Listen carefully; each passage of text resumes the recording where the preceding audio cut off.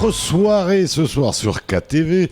Comme tous les lundis, ce sera bien sûr K-Sport, présenté par Khaled, avec bien sûr le résumé sportif de la semaine écoulée et du week-end, avec deux jolis sujets sur le foot et la finale de la Coupe de Mayotte, et puis un autre magnifique sujet que vous n'allez surtout pas louper, c'est le rugby au féminin à Mayotte, à découvrir donc tout à l'heure dans K-Sport. Revenons à notre invité Mahorais & Co. C'est Adrien qui nous en parle et qui est avec nous. On a vu un petit peu Mahorais & Co. Lors de la première partie. Les produits de la pêche, est-ce qu'ils pourraient rejoindre les produits de l'agriculture ? Alors oui, tout à fait, les produits de la pêche, mais pas les produits, on va dire... pas dire tout venant, mais les produits de grande consommation, plus ciblés sur des produits naturels, avec une transformation particulière. Des produits valorisés, et valorisés tant par la nature du produit que par leur transformation, leur conditionnement. Qu'est-ce qu'on pourrait imaginer ? Un poisson fumé, ça se vendrait ça... Voilà, par exemple, un poisson fumé donc, qui va avoir une durée de vie un peu plus longue. La DLC qui va être un peu plus long, qui aura son originalité face au saumon de Norvège qu'on ne sait même plus d'où il vient. C'est ça, voilà. Je veux dire, on aurait de la place pour un bon petit hasard ou un bon petit barracuda fumé. C'est exactement ça. Et j'imagine quelques belles tables en métropole qui seraient un plaisir de les mettre sur leur carte. En circuit court en plus, donc ce serait la communication en fait du restaurateur serait de dire le poisson a été pêché il y a 12 heures, il y a 20 heures, enfin, il venait d'être pêché, transformé, avec toute la traçabilité et toute la norme alimentaire qui va avec, et servi directement dans l'assiette du consommateur final, quoi. Donc, on pourrait être qu'au début d'une belle aventure, là. C'est une porte qui s'ouvre sur différents marchés, différentes opportunités, différentes solutions de développement, de mise en valeur. À travers chaque produit qu'on vend en métropole, on vend du Mayotte. Donc, c'est pour ça que notre action, elle est fédératrice. C'est qu'il faut vraiment que tout le monde, Mahorais et Mzungu, même nos élus, jouent le jeu et disent on va montrer à la métropole tout ce qu'on a de bien, tout ce qu'on a de bon, et métropole et ailleurs. Et y croire. Y croire, bien sûr. Le gros problème qu'on a, on a l'impression qu'ici, nos responsables n'y croient pas.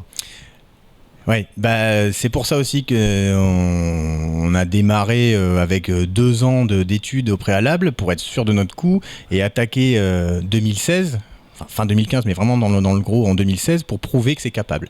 Donc on n'a rien demandé, on n'a pas demandé d'aide particulière, on a tout fait en autofinancement avec nos petits moyens, on n'était pas non plus milliardaires. Et, avec une vieille Vespa. Pardon ? Avec une vieille Vespa. Avec une vieille Vespa qui a 12 ans de Mayotte et qui roule toujours. Voilà. Ouais, et un Dax aussi. Ouais. Et puis c'est ça qui plaît aussi, parce qu'il y a le côté, ça reste, même si on a créé deux sociétés, Mahorais & Co et Mehdi qui distribuent, c'est juste pour un point de vue administratif, derrière, ça fait un peu artisanal, parce qu'on fait ça à échelle humaine. Et nos relations sont plus humaines que commerciales ou autre chose. Ça reste quand même du contact humain et de la confiance et de l'échange et de l'image. Adrien, soyons honnêtes, quand on a un plat qui s'appelle Tazar fumé sur chou coco de Mayotte, ça vend Mayotte. Ça impacte le tourisme obligatoirement. Combien de fois on a des voyages qui peuvent se déclencher sur l'image d'un pays culinaire, etc. etc. Moi qui suis d'origine corse et italienne, mon père est corse, ma mère est italienne. Quand les gens vont en Corse, ils vont tout de suite aller goûter un figadelle ou une coppa ou une longe. Et en Italie, ma mère vient de Toscane. Quand on va en Toscane, il y a du Chianti, il y a la charcuterie, il y a les truffes. Et on y va aussi pour ça, pour aller se régaler, se faire plaisir. Et il n'y a pas meilleur moment, là c'est le commercial qui parle, quand on vend un produit où on vend de l'émotion, parce que goûter quelque chose, se faire plaisir, c'est de l'émotion, d'imaginer, de visualiser l'île, le lagon, l'île au parfum, le soleil tout le temps, malgré la saison des pluies, mais au contraire, les pluies tropicales, c'est vachement agréable. C'est génial. Ça véhicule tout un tas d'images et de valeurs. Et donc qui pourrait impacter même derrière, on l'a dit, le tourisme. Donc tout ça, on est au début d'une aventure. Premier produit, vous estimez pouvoir arriver à les exporter quand ? Oui, bah là les premiers produits sont principalement les épices. Donc ça c'est ce qui va démarrer tout de suite. Ça. Ah bah là ça a démarré. Là on a commencé à commercialiser donc localement et ça c'est parti en métropole aujourd'hui avec Jérôme pour la captation. Enfin on va verrouiller le client en fin de compte en lui amenant ce qu'on lui avait promis. Bien sûr. Et on a commencé à préparer derrière du stock de différents épices, donc curcuma, gingembre, etc., cannelle, poivre, pour assurer jusqu'en mai, puisqu'en mai, on a lancé des cultures donc, qui permettront après de tenir jusqu'à la fin de notre début de saison des pluies, etc. etc. Donc avec notre petit vivier de clients à forte notoriété, on va pouvoir commencer comme ça à faire reconnaître le produit. Les épices, c'est une chose. Qu'est-ce qu'on pourrait faire d'autre ? Le café ? Ah, le café, il est reconnu en plus, il est vraiment très très bon. Il est très très bon. J'ai eu la chance d'en boire au tout début que j'étais là, il était pas fort. Mais après, quand on est un amateur de café, on aime savoir goûter des cafés de toutes origines. Mais c'est un petit peu la discussion qu'on a régulièrement avec certains financiers, puisqu'on cherche des fonds en permanence pour développer, parce que maintenant il va falloir commencer à grandir, pour voir pour 2017. Donc on commence maintenant à chercher ça. C'est cette traçabilité. Je vais pas citer la marque, mais il y a une grande marque de café qui fait du made in France entre guillemets, mais du made in France avec des produits, le café qui vient du Kenya, le café qui vient de Colombie ou j'en sais rien. Et le consommateur aime ça. Il aime savoir que c'est français parce que c'est la sécurité, c'est bon, il n'y aura pas de poison dedans, ce sera bien, le grain il sera d'un. Mais en même temps, il est allé le chercher au fin fond de la Pampa et ça c'est bien. Donc Mayotte c'est pareil. Mais Mayotte c'est aussi la Pampa, on pourrait remettre le même chapeau qu'un certain Monsieur Jacques. Voilà, c'est ça. Et puis refaire le tour de Mayotte. C'est exactement ça. C'est un peu ça l'idée. C'est des fois on s'amuse à se comparer à ça parce que on se retrouve dans perdu. On rencontre des gens formidables avec des situations rocambolesques et on arrive à sortir de là un produit qu'on va servir à La Rochelle ou à Monaco. C'est ça qui est vachement intéressant. Mais la difficulté, il faut en être conscient, c'est que relancer la production de café, il faut 4 à 5 ans pour que ça commence à donner. Bien sûr. Donc il faut être patient. Donc, pour ça que moi ça fait 10 ans, ils auraient déjà 10 ans. S'ils avaient déjà commencé, on aurait, c'est sûr. Mais pour tenir jusque-là, on propose de diversifier l'offre en plantant, comme je disais tout à l'heure, différents produits pour subvenir le temps que l'autre pousse. Et on va pouvoir commencer à commercialiser avec ça, faire un complément à la fin du mois, puis après commencer à en vivre au fur et à mesure. Alors on n'en fera jamais, c'est ce qu'on disait tout à l'heure. L'objectif c'est pas 100 milliards de tonnes, c'est pas battre la Colombie ou ces gens-là qui font ça depuis des années. Mais par contre, être dans certains magasins de haut niveau, ou certains restaurants étoilés, etc., etc. Et là, on n'a pas peur de payer son café très cher, mais parce qu'on sait qu'il a cette spécificité, il arrive de Mayotte, et puis voilà. En plus, il y a un petit peu de vanille de Mayotte à côté, alors là, c'est le paradis. Oui, voilà, c'est ça. C'est de jouer avec ces différents trésors qu'on a ici. Le cacao, on pourrait imaginer aussi un cacao de Mayotte. Mais le cacao, il a déjà existé. Mais bien sûr, bien sûr. On en retrouve encore un petit peu, mais c'est vraiment très rare. Mais évidemment, le cacao, on a des très très grands chocolatiers en France qui rêveraient vraiment qui rêveraient d'en avoir et de le travailler. Juste pour mettre sur l'étiquette Mayotte. Mais oui, Mayotte. Et les gens, peut-être, au fur et à mesure, sauront où se trouve Mayotte. Mais bien sûr. Ça paraît vite. Donc, on revient à ce qu'on disait tout à l'heure sur le tourisme. Au moment où on sait où c'est, peut-être je vais plus aller voir sur Internet les photos, les images. Déjà, on y mange bien.